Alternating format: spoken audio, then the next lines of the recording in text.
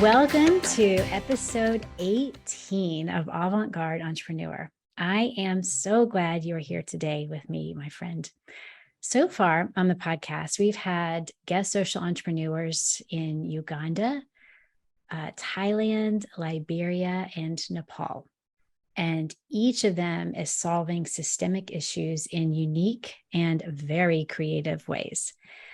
Social enterprise is truly an art form. No two social enterprises are the same. Each is unconventional, meaning there's no book for it, and there's no convention, there's no right or perfect way. And each social entrepreneur is forward-thinking, experimenting, and pioneering. Hence the name Avant-Garde Entrepreneur for the podcast. So you as a social entrepreneur are essentially an artist. Each action you take, each thought you have is creating something new.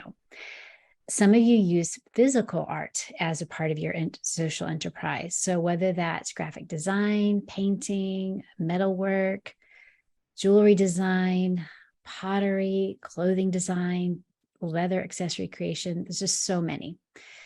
The arts and entrepreneurship are not an easy combination. Your work, your craft is so personal. It's truly a part of your heart. It's a part of you. And each piece that you create is a tangible representation of yourself. And it can be scary or intimidating to put your art out into the world. So whether that's a physical piece of art or the art form of your social enterprise. And why is that? Because putting your craft out into the world means you are exposing yourself. You are showing who you are. And many, many artists fear the judgment of others. They feel like they're rarely good enough. And this happens to traditional business people as well. And I know firsthand, I've done this myself. I've hidden who I was and my passion for something because I felt like it wasn't good enough. My friend, I hope that this episode empowers you to put your art out there, whether that's physical art, your passion for your social mission, or both. So, who better to get advice from on this topic than an artist and business person, a creative entrepreneur? Today, we are talking to Nobantu Modise. Nobantu is based in Johannesburg, South Africa. She is the creative director of Afrophilia Communications agency. She's the founder and editor-in-chief of Afrophilia magazine, and she's a judge for the South African Social Media Awards. Nobantu and I connected on LinkedIn. Believe it or not, I do look at the profile of every single person that I connect with on LinkedIn. And so naturally, I checked out Nobantu's magazine, Afrophilia. When I clicked on the page, I am certain that my eyes look like teacup saucers because, wow, it was magnificent, like nothing I'd ever seen before. And my screen was filled with these large, brilliant photos that spanned across the page. And I think there were like three photos on each page. And as I clicked on each photo, there was like a summary of the article and then a longer article that followed. And I was mesmerized, had to get to know her. So she shared a little bit of her story, and I thought, wow, wouldn't it be great if Nobantu would be willing to share it and give us some guidance on how she balances art and business? And thankfully, she said yes. So she's here with us today to do just that. Nobantu, thank you so much for being here with us today. Trisha, thank you so much for having me. And how could I not be here? Your podcast is incredible. Oh, thank you. Thank you. I appreciate that. And you just launched a podcast, which we'll talk about, but I think that you can definitely empathize with how nerve-wracking it can be to put a podcast out. So I really appreciate that. So Nobantu, can you share, you have when I thought about having you on as a guest, and especially as I got to know you, I realized there are so many directions we could go in the conversation because you have so much experience, life and personal and business experience. But can you share with us kind of the pivotal moment or two in your journey to get to this point in your life as a creative entrepreneur? There's so many to choose from. But I'd say the most pivotal one was discovering what my purpose is in life. That just gave me so much strength and confidence. It just grounded me so much. And this awareness of my purpose, it still anchors me now, even when things don't look good. So, there are many reasons to be anxious. There are many reasons to feel dejected. And that is the one thing that just gives me peace and grounds me and gives me the strength to say, okay, we can do this. One more step. So that would be the most pivotal. And then the other is doing a personal skills audit. That's when I really just had to sit down and decide that I'm going to focus my energies and my time on what I have an affinity for, what I enjoy doing, and I've been so fortunate that people have connected to that. So once I just tapped into that, I'm just like, look, this is me. This is it. Let me work with what I have because there's value there, and it's just done so much for me personally and my business. That's amazing. So something that's very tangible. Anyone can find a skills audit and take it. And it doesn't even necessarily have to be the perfect skills audit, but it sounds like sitting down and really thinking through was really pivotal for you. Yeah, absolutely. Finding your purpose is a little bit more intangible. And I think that there are probably a lot of people out there who it feels very vague to, and they really have no concept. They want to find their purpose, but they really don't know how. Can you share either from your perspective of I know it's kind of a big question, but how you found your purpose? What were was it something that you intentionally thought of, or was it a feeling that just came to you? It was something that it started off as something that was quite nebulous. I couldn't quite put a finger on it. I just had a sense that, I really just want to do something that has to do with this continent. And at that time I was actually 15. 15. Wow. Yes, I was 15. And I blame my parents because they lived remarkable lives. They were anti-apartheid. They were freedom fighters, essentially. So they lived a life of purpose. And that's what inspired me to figure out, well, what's mine? They've lived theirs. It's done well for them. What's mine? So there was that intentional question.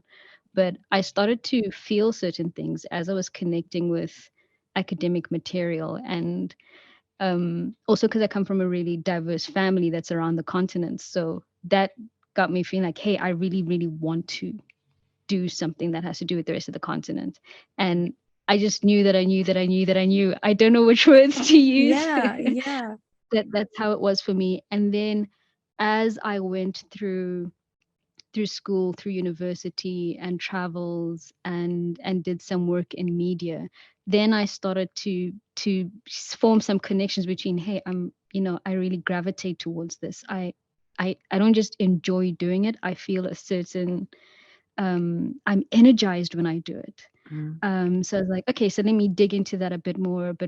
So it wasn't like I woke up in the morning and I just knew, it wasn't like that. It was just a journey and a process. And I think what helped is not fixing my eyes on other people and what they're doing with their lives, but saying, hey, this is me, this is my life. Where am I going with this thing? What am I going to do with it? And just honoring what my path is in life. That's what helped me. Yeah, That's so liberating to hear you say that, because I think the comparitis, where we are comparing ourselves to others is so huge. And sometimes it's so easy to fall into the trap of thinking, well, if someone is doing this, then I need to maybe not do that same thing, but do it at that magnitude. And it sounds, what I'm hearing from you is that you didn't force it, you just let it happen, and it was a process. But I think also it sounds like you were aware. I think you weren't just you didn't have your head in the sand going through life. You kind of had your eyes open, and you were aware. That's powerful. So tell us about the thing that has mesmerized me so much that I still can't stop thinking about it. Please tell me about Afrophilia magazine. What was your spark? Oh, Afrophilia. Afrophilia came, that was more of a slow burn for me. Like as I just mentioned, like I come from a culturally diverse family and we're all over the continent. And so I grew up listening to music from different parts of the continent. My parents, aunts, uncle, multilingual in in African languages as well as European languages. And so I've also had this fascination for travel. So kind of immersing myself in that and enjoying it for what it is and not limiting myself to one world and one way of thinking. That's what kind of cultivated this love and me not seeing diversity as a threat. And then later on, post graduation, I had to be like, okay, so what am I doing? And then when I gave myself a bit of time to really simmer on it, I knew I wanted to make that shift into media full time. Not just popping in and out and being an extra and having a famous elbow, but actually, but actually be in media, creating in media, in the media space. And then the question is, well, what am I going to create? You know, and then the concept of Afrophilia came, and it was nebulous at the time, and I actually envisioned it in a completely different format. And I didn't have the funding to pull that off. Which naturally I just felt really bad about and felt frustrated. But then I had to get to the point of saying, okay, well, what can I do? I know I don't have the money for that, but what can I do? What do I have with me? And I had been through journalism training, and I knew how to set up a website and all of that. So I was like, okay, let's put this thing together, And I mean, what you're seeing now is the third version of Afrophilia. So oh my gosh, wow. There's been some refinement in the process, and just sometimes as I was just fiddling around with the settings, I actually initially I thought I had the picture of what I wanted, but as I was fiddling around with just enjoying the platform, then it became what you see now when you go into Afrophilia, and I was like, that's it. Wow, that's amazing. That's it. Yeah. Wow. Yeah. So what is for someone so we're going to link Afrophilia Mag in the show notes for sure. But for someone who hasn't been to the magazine yet, can you talk a little bit about it and what your purpose is and what you're really trying to express with the magazine? Yeah. So Afrophilia means to have a love for Africa and people of African descent. And largely, this vast and diverse and beautiful continent has been defined by, its ugly history and its struggles. And I'm not saying they're not there. I'm not saying they shouldn't get, exposed or discussed. I'm saying that's not all there is to this continent. There's a lot of beautiful things happening, innovative people, fantastic social entrepreneurs. You've interviewed people from Uganda and people who are doing incredible things across the continent. So I just wanted to share that. Beautiful African experiences, the art, the music, the thought, African philosophy, and just in a beautiful space where you see it, you feel inspired, you see it, you feel happy, yeah, because every part of the world has both, the Mhm. struggles and the good. So I just felt like Africa needed that dignified portrayal of itself. And that's what Afrophilia is. Wow, that's amazing. What an incredible story and an incredible passion. And I love how Mm. it's said something that I think makes you so unique is that you are so creative. Obviously, when anyone looks at the magazine, they're just going to be wowed by it. You've put your heart and your soul into it, and Mhm. you also have to fund this, and you have Mhm. to support yourself because you're not a child anymore.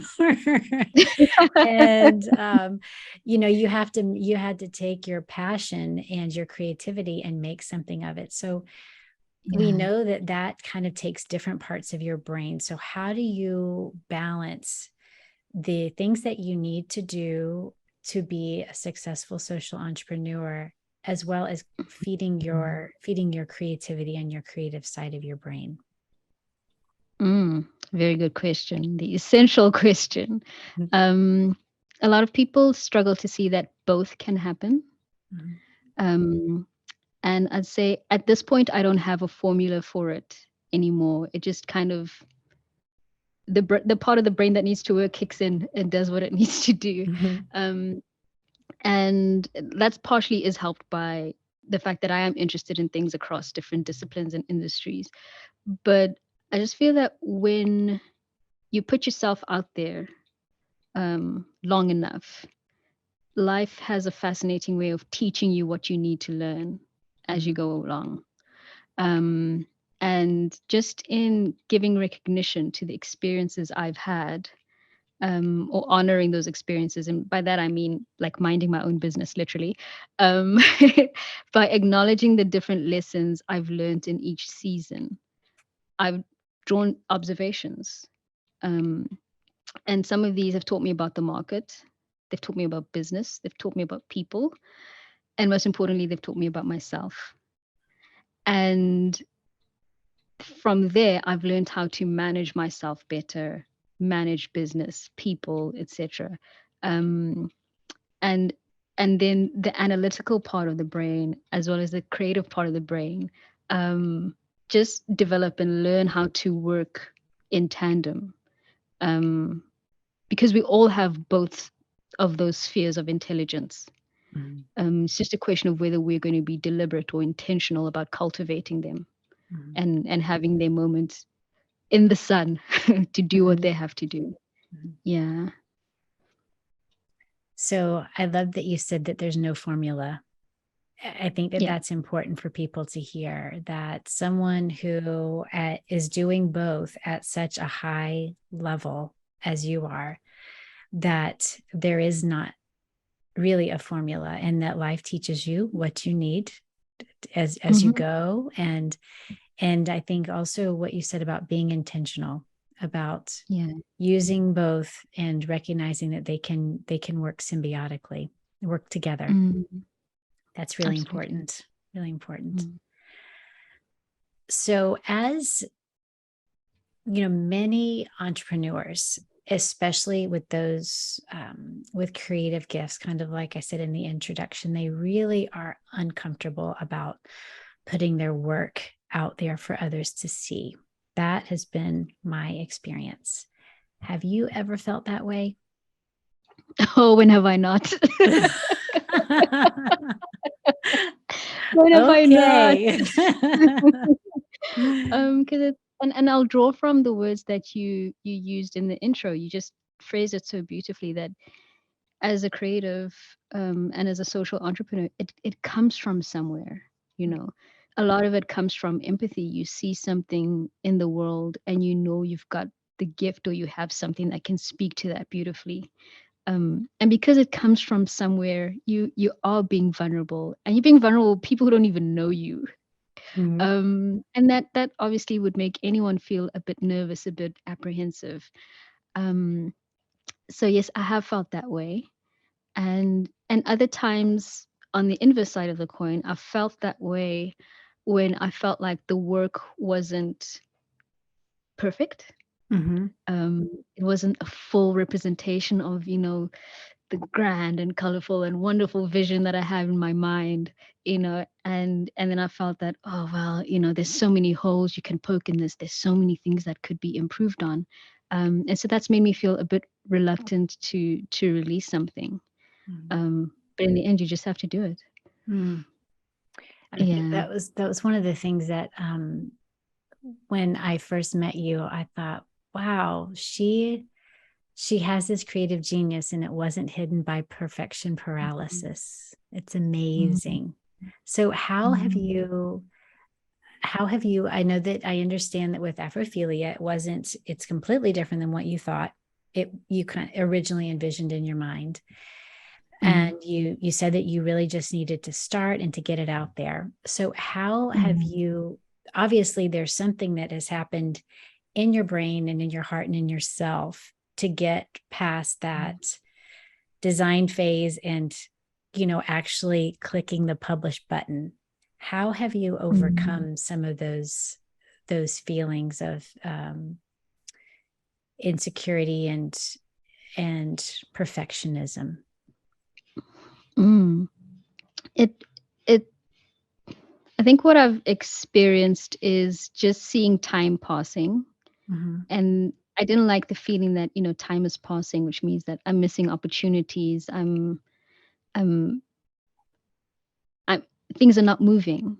And I didn't like that feeling. It's just like, I don't want to find myself stagnant in the same position 2 years from now, 3 years from now. So I should really just start something and put it out there, and allow the different pieces that I need to come together. So I'd say initially when I had that perfection paralysis, it's because I was being driven by this perfectionist mindset, which is both good and bad. And then I had to get to a point of saying, this is a process and this is my process. So let's get the wheels turning. And then at the same time, I was also in a position where I was, doing services for other people, copywriting, design, etc., and their brand development. And I was helping them move forward. But I noticed that I wasn't moving forward myself. And I just had to sit down and just acknowledge that imbalance and be like, hey, I'm helping people. They're moving forward. They don't have everything that they want to have. Things are not perfect, but they're moving. So it's like, so why am I holding myself back? And so when I just made that acknowledgement, I said, okay, what's the first step? Start. Press the button. Press the button. Yes, press the button. Yeah. So that was it for me. That speaks to a lot of elements of our life. Usually there's a button to press. There's something that's involved. It's one teeny tiny action step and one teeny tiny initiative between nothing and a world of opportunity. And it absolutely sounds like you pressed the button. I'm so glad you did. Yeah. Thank you. It really would be a shame for what you have shared to be hidden. I've learned so much from looking at the magazine, and I appreciate the artistry of the photos as well as the content in the articles. So I'm really glad that you pressed the button. Really. Wow. Thank you. I'm glad you got something from it. This, moments like this make me feel like it really was worthwhile. And I'm so glad that I did it. Oh, and I've shared it with a lot of people too. Like, you got to look at this magazine. This is amazing. Just look at this link. It's amazing. So you've overcome so much. And, I don't necessarily like to focus all on the negative, but I do think it's important for us to get some of our challenges out there so that we can normalize them. And when they become normal, then people just feel like, okay, there's nothing wrong with me. I'm just normal. Yeah. So you've overcome a lot of challenges. Where you are in your business and your mastering your craft today, because you do a lot of other things besides the magazine and creating digital assets for others. What is your biggest challenge in your professional development or in your life today? Mm. At some level, I'm a very reserved person. Mm-hmm. So having to put myself out there, especially in this age of social media, still feels very uncomfortable for me. Um, and I've kind of had to figure out my own way of doing that. So that is one challenge for me. And the other is trying to pick one or two things just to focus on, because it's so easy as a creative to see all these opportunities and see all these things that you can do, and you want to be here, you want to be there, you want to be everywhere, and just being able to say, okay, this is what I'm going to focus on, this is where I'm putting my time and my energy on, just to get to the finish line. Mm-hmm. Yeah, there's that. And then confronting fear. Like, I was once told that, when fear comes up, you don't run from it, you run towards it. Mm-hmm. And it's still a very uncomfortable feeling for me till this day.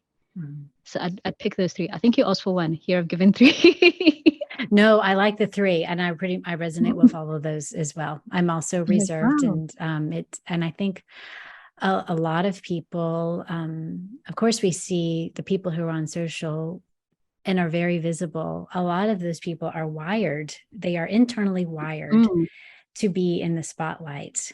But there are a lot of us who are not. We are wired to be yeah. kind of in the background and just do our thing and not really Mm, be very exposed to it. So I think it's important mm, for people to hear that you are naturally reserved and yeah. you're facing the fear, running toward it, even though Mm, it's not comfortable. It's very unnatural to do some of the things you're doing with based on your natural tendencies. And mm, and also picking just one thing.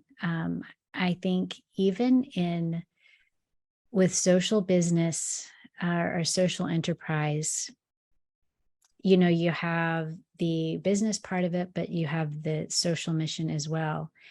And there's yeah. always a need, there's always something, or there's always an opportunity to help. And Yeah. it's very difficult to say no sometimes, and also to choose the Mm, one thing that is really going to make the most difference for others, for your social mission, but also to move the business mm, forward as well. And mhm. especially when you add the element of artistry. Oh my goodness, because for people who create, the world is unlimited. Yeah. There's no there's no stop. There are no Yeah. boundaries. Yeah. Yeah. Yeah. You spot on there. Yeah. So if you could give one piece of advice to social entrepreneurs, whether they were new or experienced, what would Mhm. that be? If you're new, start. Mhm. If you're new, start. Okay, push the button. Start. Press the button, press the button. Mhm. And if you've started, Mhm. see perfection as something that you're gradually working towards. Mhm. So I'm saying embrace this idea of perfecting, Ah. yeah, not perfection. Because if you focus on perfection, you'll actually start to put a lot of pressure on yourself. Mhm. And you can very easily feel discouraged or depressed when you feel like, oh, things are not coming together this way, etc., etc., etc. And you can also exclude yourself from opportunities because Mhm. you feel like I'm not there, so I'll just be quiet or stay withdrawn until you get what I mean, and you end up excluding yourself Mhm. from you know the potential to move forward. Whereas if you embrace things as a journey Mhm. and this process of perfecting your Mhm. business, um, then you start to see it as an adventure, where one piece is going to come from this moment and other pieces will come together in this season that's coming up, and you now begin to pace yourself better and put less pressure on yourself. Um, and that's important for creators because we can be so prone to anxiety, depression, isolating yourself, which, is now sometimes the worst thing to do, Mhm. um, because you really can benefit from connection, from community. So, yeah, perfecting instead of Mhm. perfection. And I and we'll love get that. there.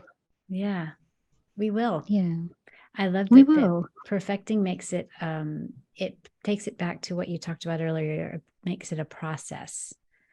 Yeah. Versus something that's completely unattainable. So I really like that. Yeah. Mm. So obviously, you have done a lot of work internally to overcome and to keep making progress. What do you do to nourish your soul and your spirit to continue to get these revelations? Mm. This part is very important. Um, I feel that we all function um, based on the state of our spirit and our soul. Mm-hmm. And just for clarity, because there's so many different Mm-hmm. beliefs around this, I believe the soul means your mind, your will, and your emotions. Mm-hmm. And your spirit is that divine nature that God breathed into all of us. Mm-hmm. And it's that part of us that will live eternally. So this is my understanding of this concept. And I'm very mindful of what I meditate on. That's the first thing. I once heard a teaching where someone said that um, we are always meditating. Even worry is a form of meditating, Oh, So, yes. yeah, so I Wow. am very intentional and deliberate about filling my space, hearing things that are positive, hearing things that are affirming. Um, I'm essentially now conditioning my mind to achieve the success that I want. I'm conditioning my mind to be at the state of peace that I need to be at so that I can, do what I'm here to do. Mm-hmm. So that's the first, and I'm very mindful of what I meditate on. I pray. Mm-hmm. That is so important. Mm-hmm. Yes. Entrepreneurship will humble you. Yes, it will. Life will humble you. Mm-hmm. So I pray, and I observe a rest day. One day a week is definitely a rest day, because I believe it's important to function from a place of rest. Mm-hmm. Um, and yeah, just do my best to live in peace. Mm-hmm. Yeah. Well, you exude peace. So clearly what you're doing Oh, is working. Clearly. yay! For sure. Wow. Yay! So meditation as far as being conscious of what is coming into your mind, Absolutely. prayer, and Mm. taking a day of rest. Yeah. Words for all of us to live by. That's wonderful. Mhm. So, what are you in this beautiful world of unlimited opportunities that you get to create? What are you most excited about now, Nobantu? So right now I'm excited about the mini podcast series that I recently produced. Mhm. It's called Startup, Mhm.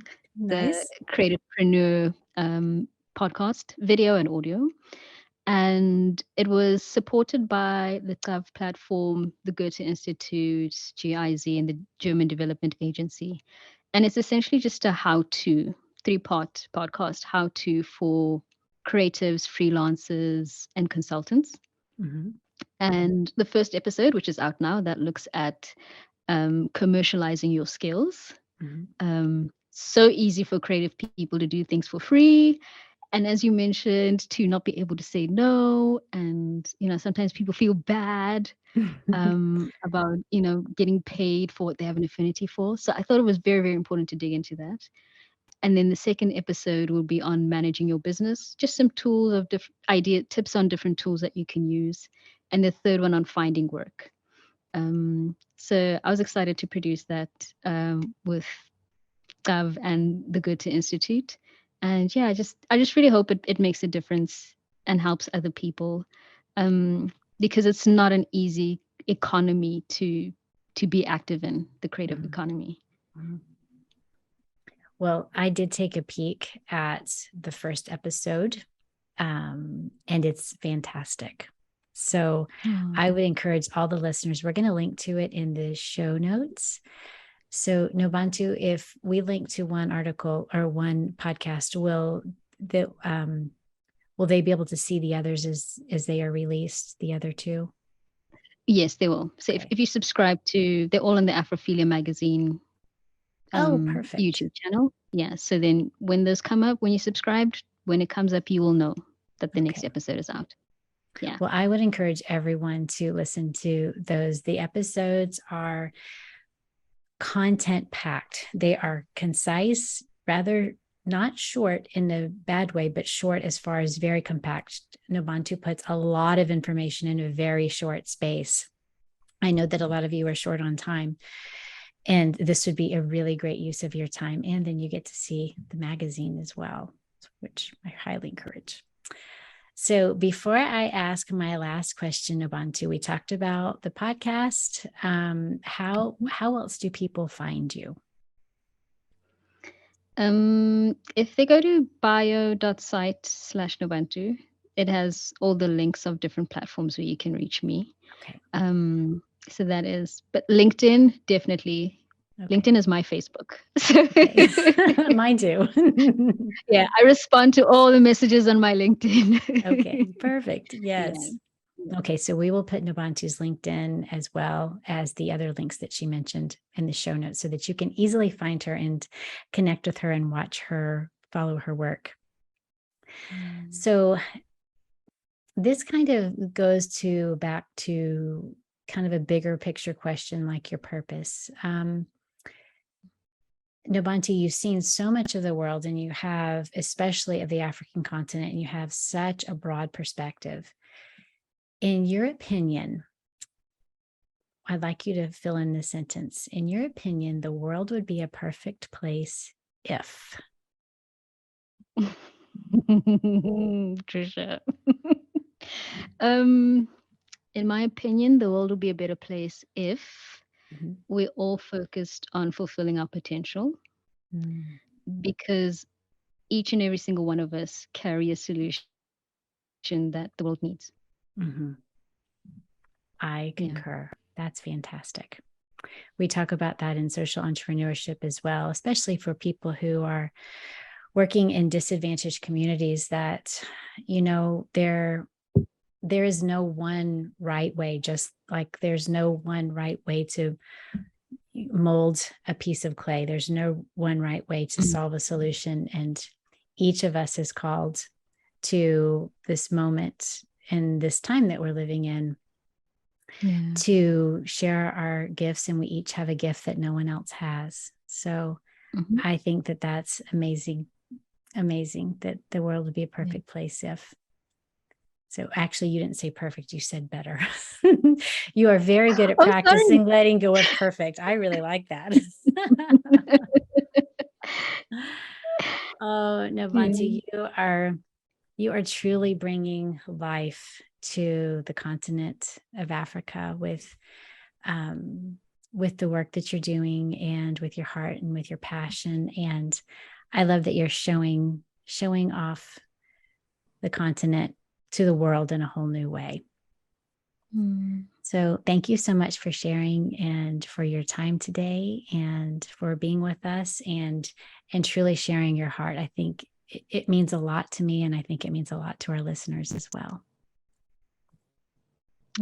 Thank you so much for having me, Trisha.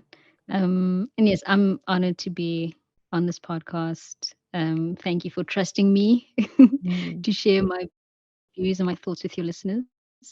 And having listened to your podcast, there's so much wealth in it, so much gold in it. So I can easily say what you just said to me, to you, that I really value and appreciate your platform.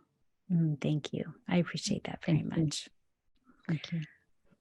Well, that's all for today, my friends. We will see you next time.